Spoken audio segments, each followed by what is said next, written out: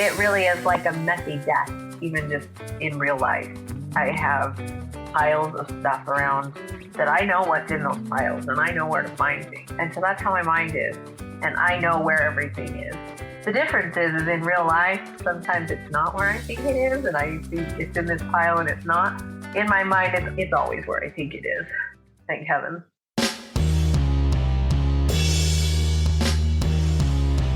If you would like to support the efforts and research we are doing here on this podcast, make a donation using the Buy Me a Coffee link in the show notes or go to buymeacoffee.com/Shane's Brain.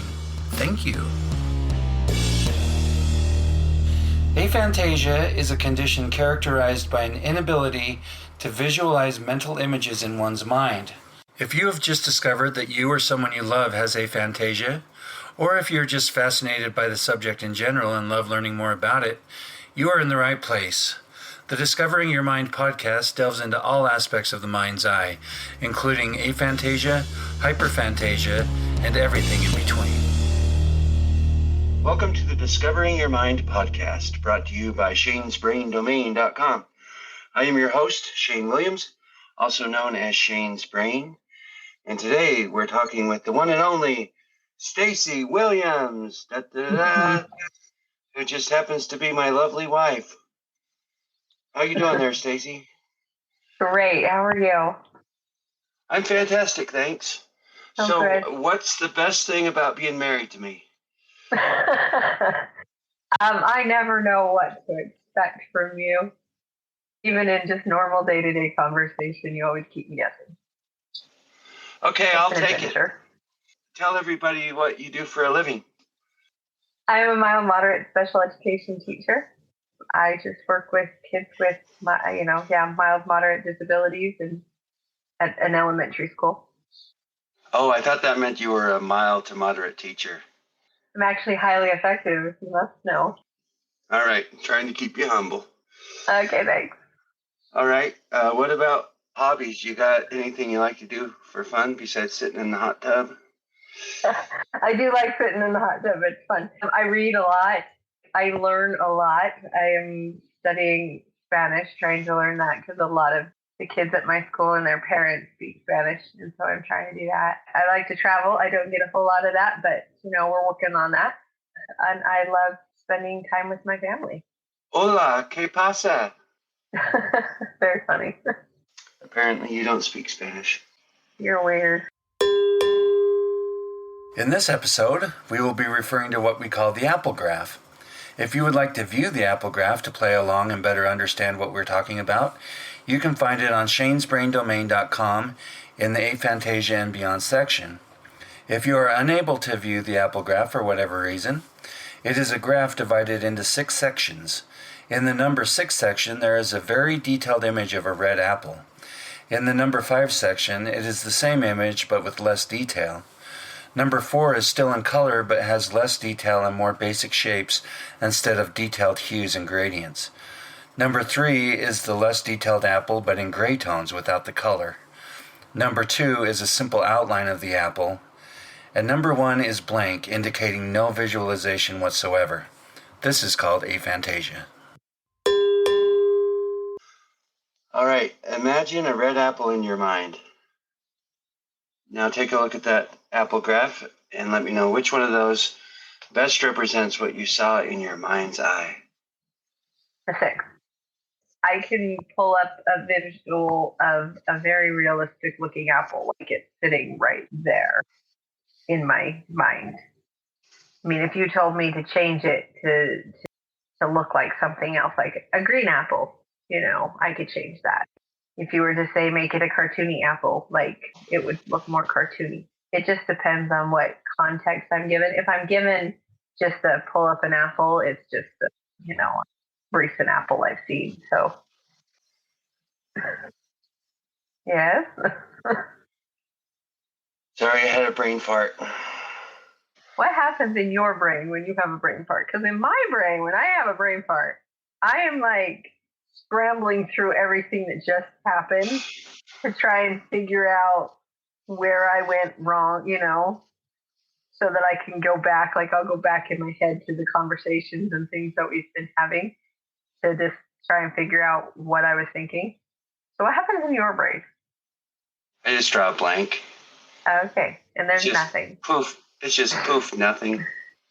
And I have to try and get something. Pull it out of nowhere. That's right. Okay. So how long have you known that aphantasia was a thing? Well, being married to you, I've known about it for quite a while. I remember you coming home from your class that you talked about that you had first realized that this could be a thing that people could actually visualize things and you couldn't. And I could pull up images in my head of memories and this one bugged you the most was when I told you I could pull up my notes in my mind and read my note during a test because we were both in school at the same time. And I remember you telling me that I was cheating. It's not cheating. It's not cheating if it's in your head. It's not cheating if it's in your head. Cheater. Jealous much? Anyway, so yes, I've known about it for quite some time, ever since you basically forced it on me. Sheesh. Just kidding. It helps a lot in our relationship and everything. So it's been interesting. It's been a journey with you. All right. And now I'd like you to imagine a horse in your mind. Okay. Is it like looking at a picture or more of just a thought or something else? It's more like it's here. Or actually, I went there. I'm in a field now. In my mind, I'm seeing a field with a horse in it, and it's like a video kind of thing, where it's just happening around me. Not even really video, like it's happening around me. That's pretty cool. Is it in color? Uh-huh. I can make it black and white if you want me to, but it's in color. Are the colors vibrant or muted? Vibrant, like every day, like I'm seeing it. Is the image more clear with your eyes closed or your eyes open? Probably eyes closed, but I don't know if it makes much of a difference. But yeah, probably eyes closed. Do you see the horse in your mind, or is it projected out in front of you? It's really in front of me, but that doesn't mean it's not in my mind. When I think of things, when I visualize stuff, my mind encompasses a lot bigger space than what it normally would. And so my mind, I know it's my imagination out there in front of me, but it's still in my head, if that makes sense. Almost like my head is encompassing more space than it is. And so I know it's in my mind and I know it's in my, just in my head, but it is out there, like out in front of me, out, not like back here. It's out there. Okay. Is the image solid or transparent? It's not completely solid. Like I can still see everything else that's like I'm sitting in, a room right now and I can still see that room. I can actually even make it more transparent or less transparent if I want it. Is it 2D or 3D? 3D. Like I could reach out and touch the horse if I, like act like I'm petting the horse in my mind. Oh, so can you see yourself in this thing? I could. If I put myself in that image, yes, I can. You kind of remind me of that Reading Rainbow song. You can do anything. Well, yeah, I mean, with my visualization, I pretty much can do anything. I mean, as far as that stuff goes, as far as imagining myself somewhere or doing something, I can manipulate it however I want to.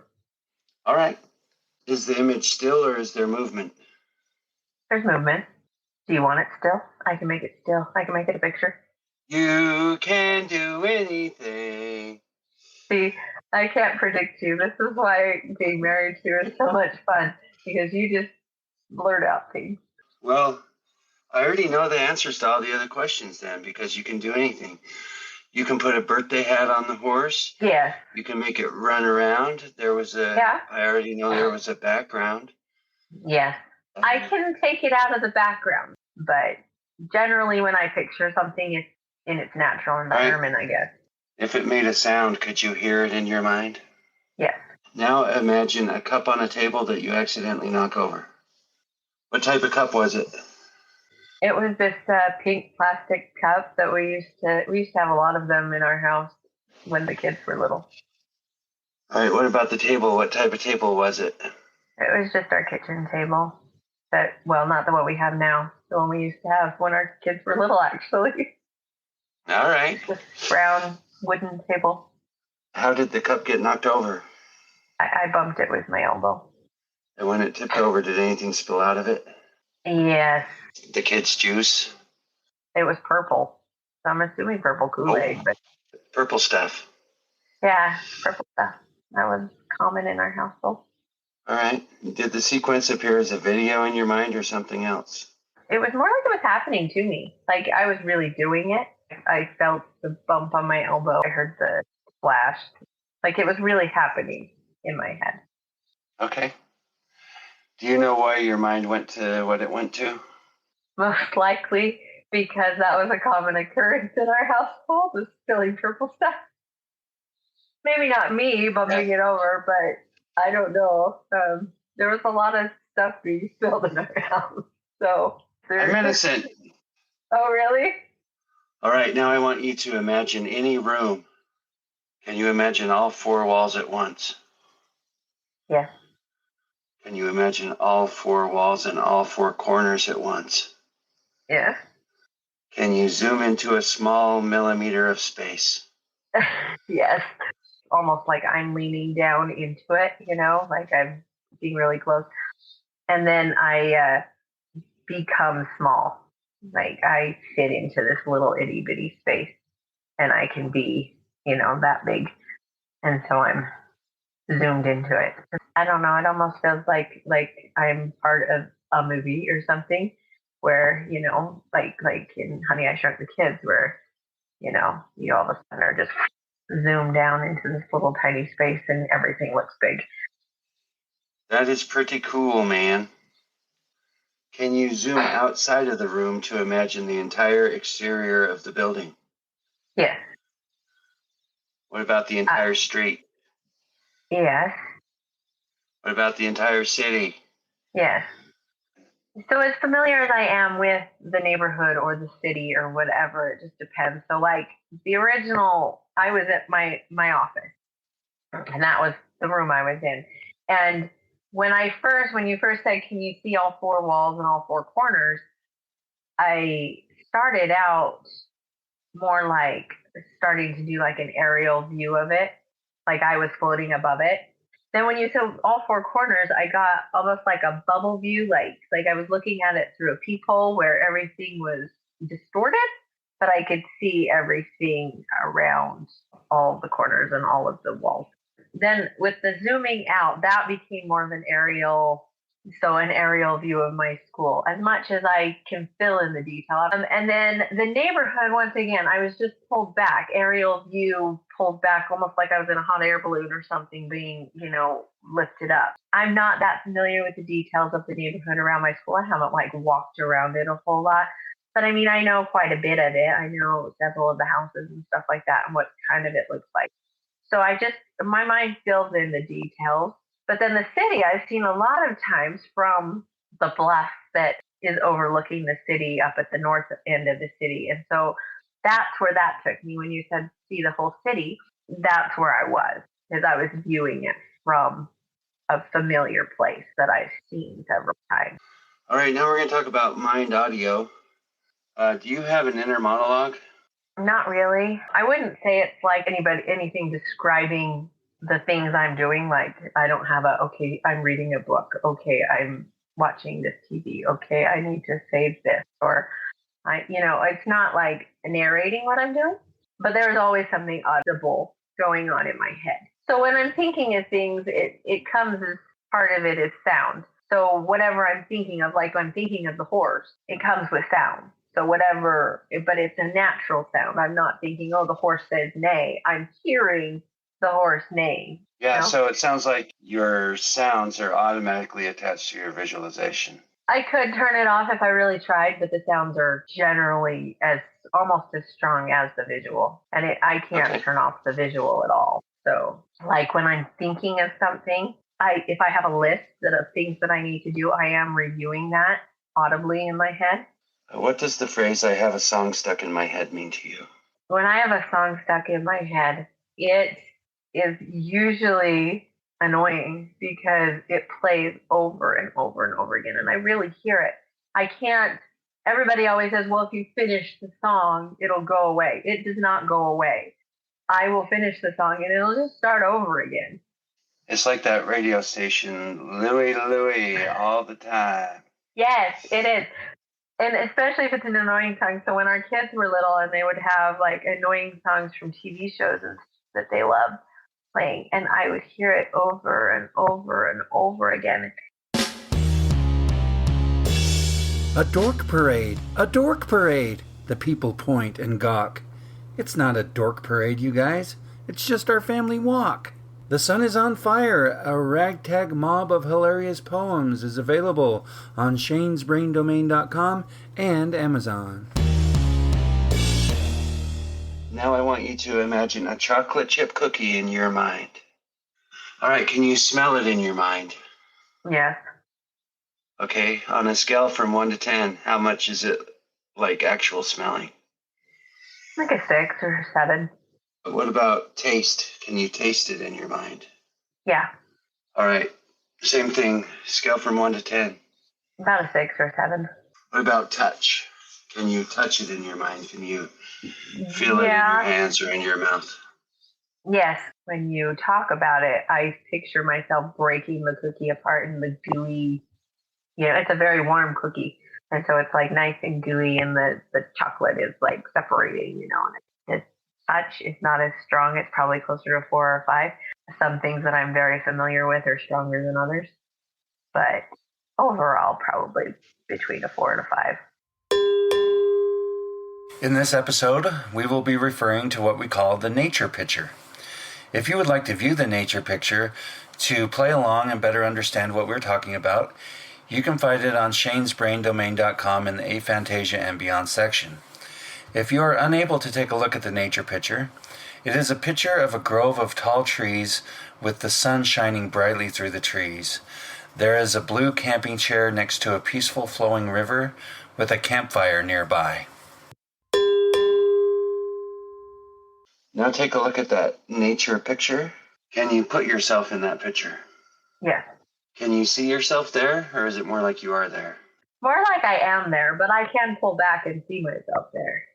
You can do anything. Your mind really is amazing. It's like anything I ask, like, well, I can do that too if you want me to, Can you feel the sun on your skin? Yeah. Can you hear the river? Oh, yeah. Can you smell the campfire? Yeah. Can you sit in the chair? Yes. That's not as strong, like the feel of it. I mean, I can visualize myself sitting in the chair easily, no problem.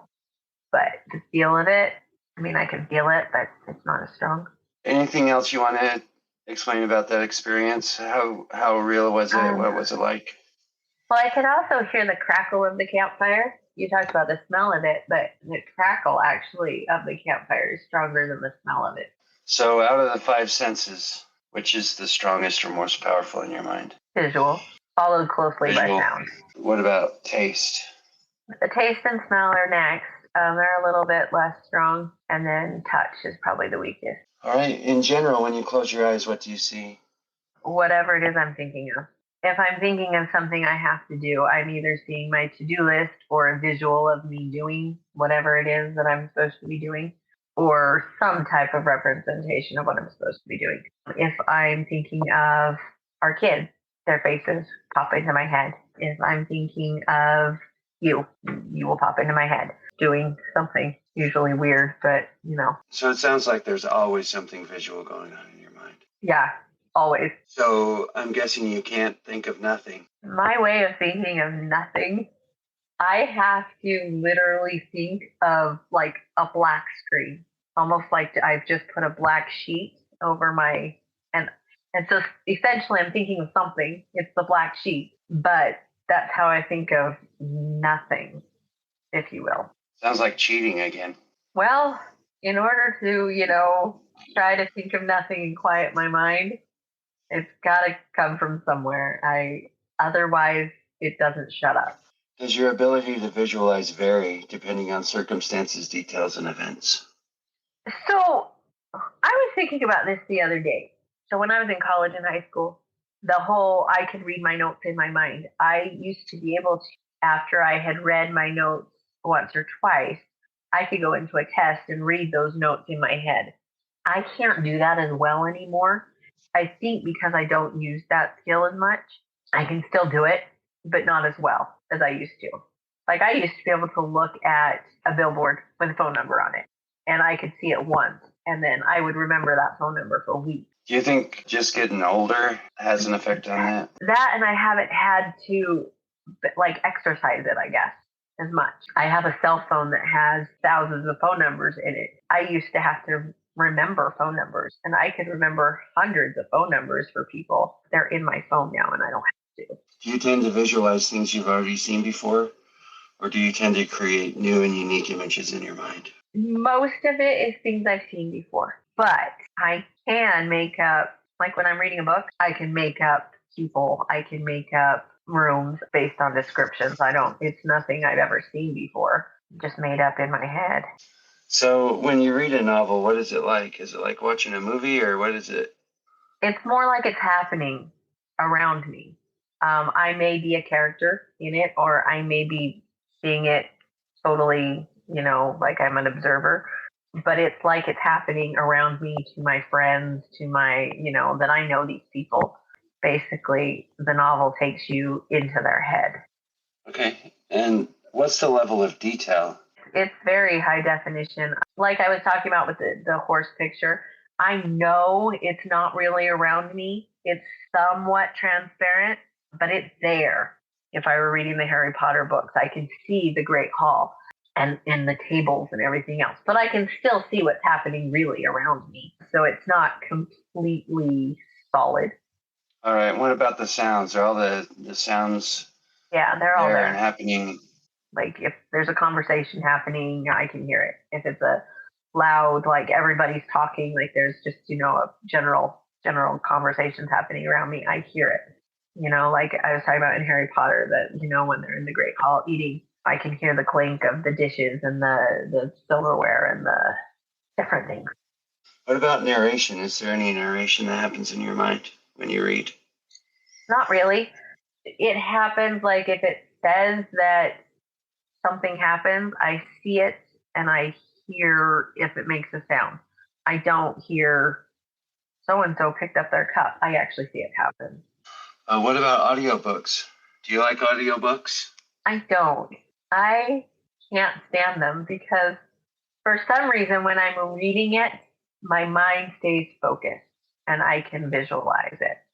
But when I hear it, my mind just starts thinking of other things. That's why I really don't like lectures. I would much rather read to learn because I can focus better. But like if you're talking to me and telling me stuff, I have to really focus on somebody talking to me to get what they're saying. Right. That's why sometimes you tune me out. Exactly. Especially if I'm reading. All right. Sleep and dreams. What do you do to fall asleep? Interestingly enough, even though I don't like audiobooks, I do like sleep stories. If I'm hearing it, it like leaves my brain open to just being able to stop thinking about whatever it is I've been thinking about. I don't even always listen to the sleep story. Sometimes it's just so that I have something going on in my head that's taking up some space so that I'm not thinking of 20 million other things I have to do tomorrow or the stupid thing I did last week or something like that. And it actually enables me to fall asleep. So that is the other reason I don't like audiobooks is I will fall asleep during an audiobook where I've rarely fallen asleep during reading a book unless I'm really tired. I used to have, before I discovered sleep stories though, I had two ways to fall asleep before sleep stories. One of them was the black screen, and it would start out as more of a gray screen, and then I had to let it get darker and darker and darker in my head, and it was just kept getting progressively darker until eventually it would be black and I could fall asleep. Or the other way was I'd picture myself on a beach.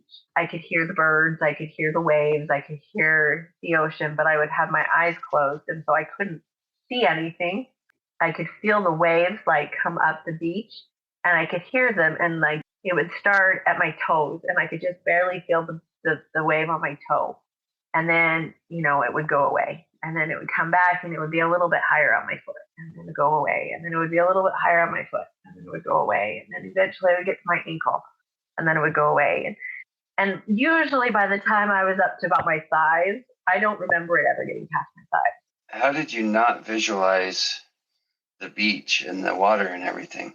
I think here, this is going to sound so crazy, but I visualized in that visualization of the beach, I knew my eyes were closed, my imaginary eyes. So when you close your imaginary eyes, you can see darkness. I guess. I never thought of it. Your imaginary self has an ability that your real self doesn't have. Maybe. I don't know. I honestly don't know. But I couldn't turn off the sound in that situation. Nor did I want to, because the sound helped. All right. What about counting sheep? What does that mean to you? You ever counted sheep to go to sleep? I tried, but it was stupid. When I think of counting sheep, I think of that old cartoon, that's like the sheep going over the gate, and it's just hopping over the gate. And it's so dumb. So no, counting sheep has never helped because I thought it was dumb.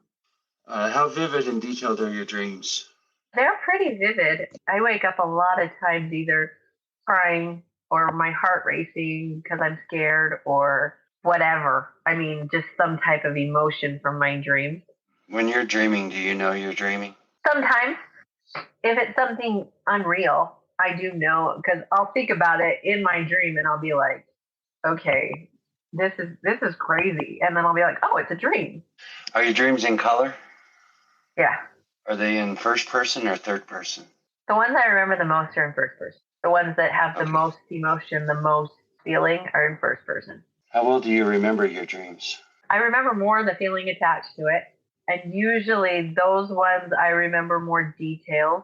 I can remember little bits that happen and I can't always, I'll be like, well, I was dreaming this and then somehow this happened, but I don't know how to connect them together. So I don't remember everything in my dreams, but I usually remember some small bit of them, especially if it was very emotional or very stressful. If you want to recall a memory, can you see it in your mind? Yes. Can you relive the memory like you're experiencing it all over again? Yeah, typically. Is there any emotion attached to your memories?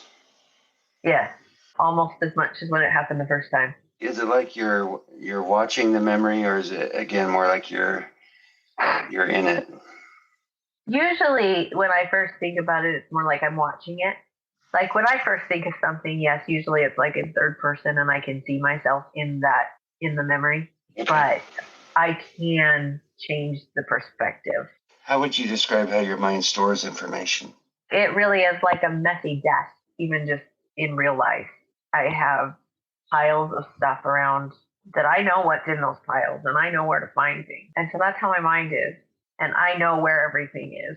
The difference is in real life, sometimes it's not where I think it is. And I think it's in this pile and it's not. In my mind, it's always where I think it is. Thank heaven. Okay, so describe that a little bit more. What does the phrase search your mind mean to you? It means going to the pile where I think that memory is stored. Sometimes I do have to sort through the pile because there's other things in that pile. Okay, so that's visual. You see that happening? Yeah, pretty much. It's fairly unconscious or subconscious. I don't really like, okay, got to go over here, got to go, It's more just, it happens. Somewhat visual, but not really. It's just happening. So do you associate your mind with an area or a space? I guess kind of. I mean, it's all back there, except for when I visualize and it goes out there. It goes out in front of me. So it's expandable, I guess. It really is unlimited space. If it needs to be the size of a football field for my visualization, it's the size of a football field for my visualization. If it needs to be the size of I'm inside a walnut shell, then that's what it is. But it is all in my head. Are there any rooms or compartments in your mind? No, it's all just one big space.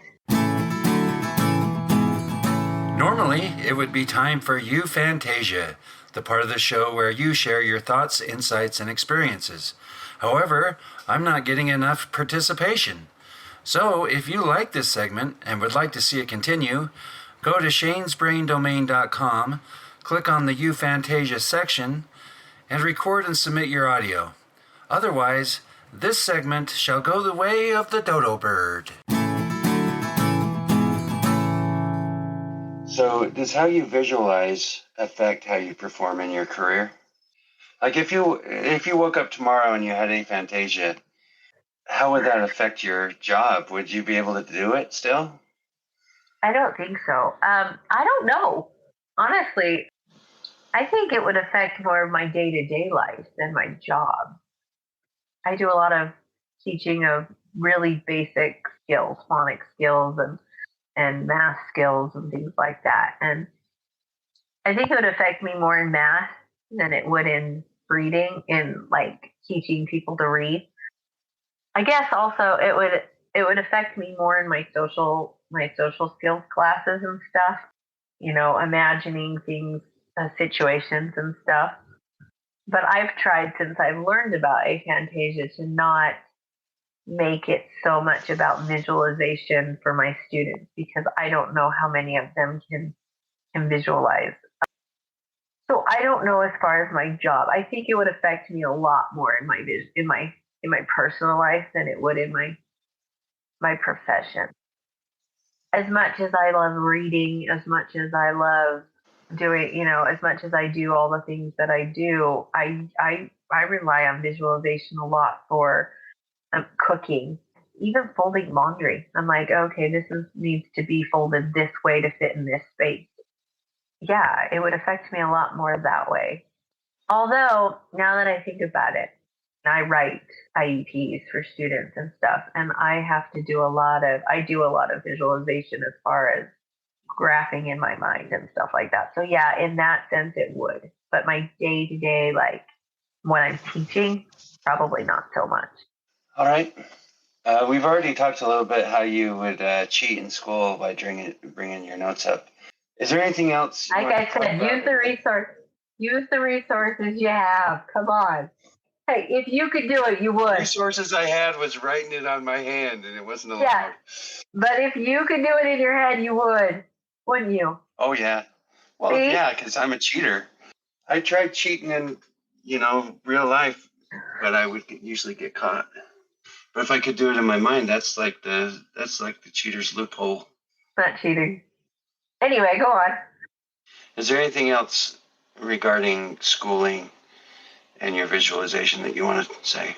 I know math always came easily to me, mostly because I feel like I could understand, because I could see why this equation worked for this situation. I could figure out why it worked based on visualizing the situation. I could also usually, 90% of the time they'll tell you one way to do a math problem, and then they'll come up and they'll be like, okay, there's this shortcut. I could usually figure out the shortcut before they come up with it, before they tell us what it is.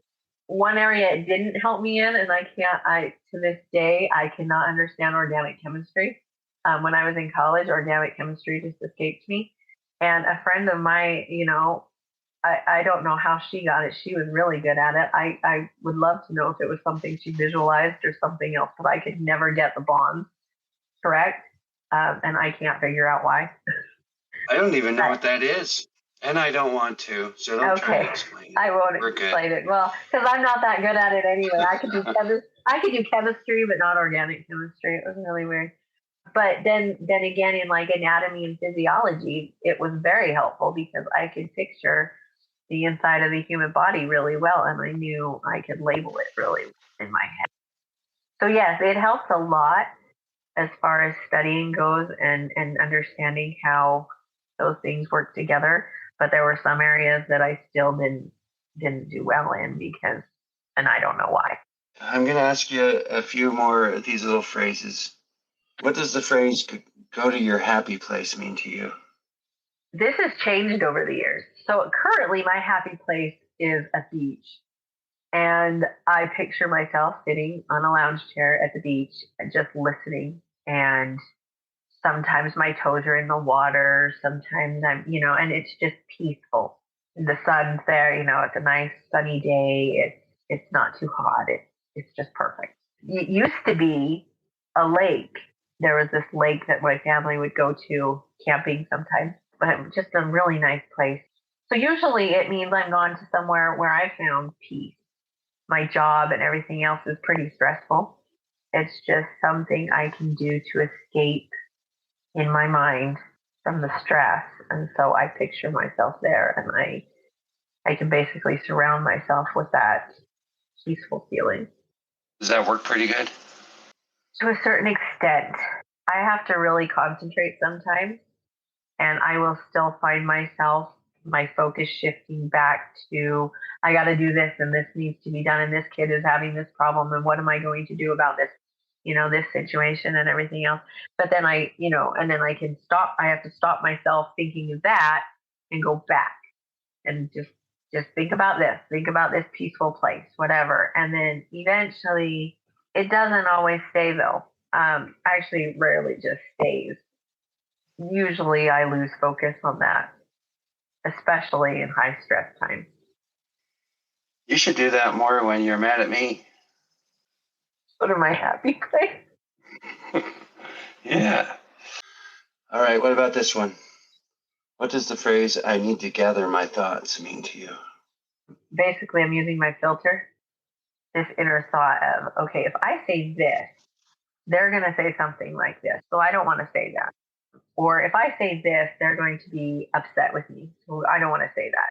Or I think I can say this. This will be safe to say. So I'll say it. It's just a matter of thinking before I speak. All right. If you were to try to give a general description of how your mind works and what you see in your mind's eye, how would you describe it? There's always something visual happening, and usually sound. It is directable to a certain extent, unless something has me extremely worried or frustrated or something, and it will, I can push it to the back of my mind, but it will always come back to the forefront. Different things, like when I talk about conversations, I overthink what's going to happen, and so I will actually sometimes think of more than one scenario. If I say this, they could say this or this.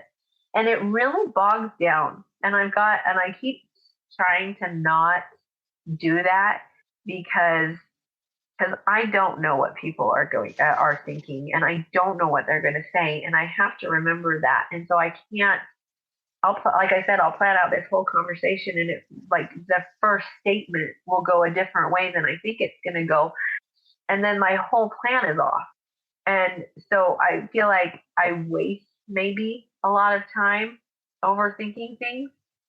But then again, I can't, it's just the way I am. I don't know that I can stop it. All right. That's it. Anything else? I don't think so. Well, thank you so much. It was fun. It was entertaining and enlightening. Do you understand me any better? No. I don't understand you either, so. All right. Sounds good. Bye-bye. Okay, talk to you soon. If you like what you hear, please subscribe, follow, and engage with us, and share it with your friends and family as we continue to explore this fascinating subject. For additional information about this episode or Shane's Brain, check out the show notes. Thanks for listening to the Discovering Your Mind podcast. You are beautifully unique.